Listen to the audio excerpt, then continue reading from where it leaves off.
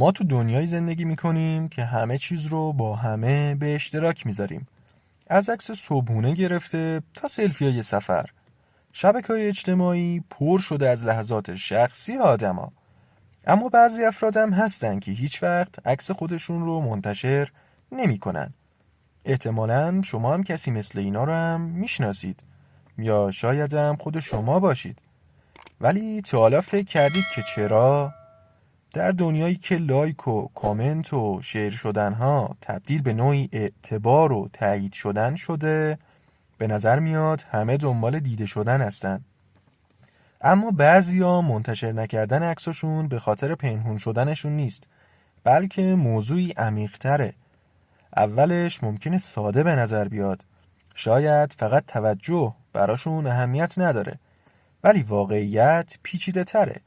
اونایی که از به اشتراک گذاشتن عکساشون خودداری میکنن دلایل روانشناختی متفاوتی دارن که بعضیاشون ممکنه براتون عجیب باشه. خودباوری. اول از همه بیاید درباره خودباوری صحبت کنیم. کسانی که کمتر عکس میذارن رابطه متفاوتی با تصویر خودشون دارن. اونا دنبال تایید بیرونی نیستن. لایک و کامنت ارزششون رو مشخص نمیکنه. برای این افراد خودباوری از درون میاد، نه از تعداد قلبایی که زیر عکس میگیرن. فکر کنید اگر از خودتون راضی باشین دیگه نیازی ندارین که نظر دیگران ارزش شما رو تایید کنه. حفظ حریم خصوصی. در دنیای امروز همه چیز به اشتراک گذاشته میشه، اما بعضیا حس میکنن زندگی شخصیشون باید شخصی بمونه. آگاهی نسبت به میزان داده‌ای که در شبکه‌ها منتشر میکنیم روز به روز بیشتر میشه و همه راحت با این موضوع کنار نمیان.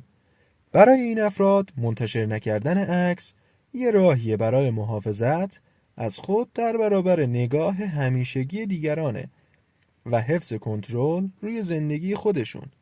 ترس از قضاوت. یه لایه دیگه هم وجود داره، ترس از قضاوت.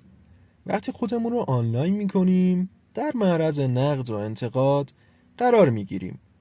برای بعضیا اضطراب ناشی از قضاوت شدن، مورد انتقاد قرار گرفتن یا سوء تفاهم میتونه طاقت فرسا باشه. تصور کنید وقتی تصویرتون در دسترس همه باشه چقدر آسیب پذیر میشین. برای بعضیا راحت تره که اصلاً وارد این ماجرا نشن. درونگرایی. درونگرایان اغلب شبکه‌های اجتماعی رو انرژی بر میدونن، حتی اگه هنوزم خودشون محتوا رو دنبال کنن.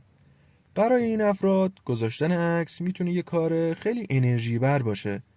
اونا تعامل در فضاهای آرومتر و شخصیتر رو ترجیح میدن و ترجیح میدن از تبادل انرژی آنلاین اجتناب کنن. هویت و اصالت. یه مفهوم روانشناختی عمیق‌تر هم وجود داره. بعضیا وقتی مطابق با هنجارهای شبکه‌های اجتماعی عمل نکنن، اصالت خودشون رو بیشتر حفظ میکنن. برای اونا گذاشتن عکس ممکنه باعث تحریف واقعیت یا تصویر واقعیشون بشه. اونا خود واقعیشون رو چیزی فراتر از چیزی که عکس یا پستای رندوم نشون میده میدونن. پس چرا این افراد از عکس گذاشتن خودداری میکنن؟ این موضوع ربطی به عدم اعتماد به نفس یا خودنمایی نداره، بلکه مربوط به محافظت از فضای شخصی، آرامش و اصالتشون در دنیایی که دائما ازشون چیز بیشتری میخواد. اونا نیازی به تایید دیگران ندارن، چون ارزش خودشون رو میدونن و این دوستان من واقعا قدرت بزرگیه.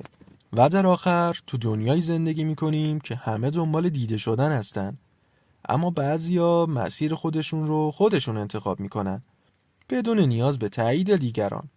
حریم شخصی، آرامش و اصالتشون ارزشمندتر از هر لایک یا کامنتیه. پس یه لحظه به خودت فکر کن. تو عکس میذاری که دیده بشی یا اینکه واقعا ارتباط برقرار کنی؟ به هر حال انتخاب با توه و این انتخاب نشونه قدرت و خودشناسی توه. و یادت نره چنل رو ساب کنی و ویدیوهای بعدی رو از دست ندی.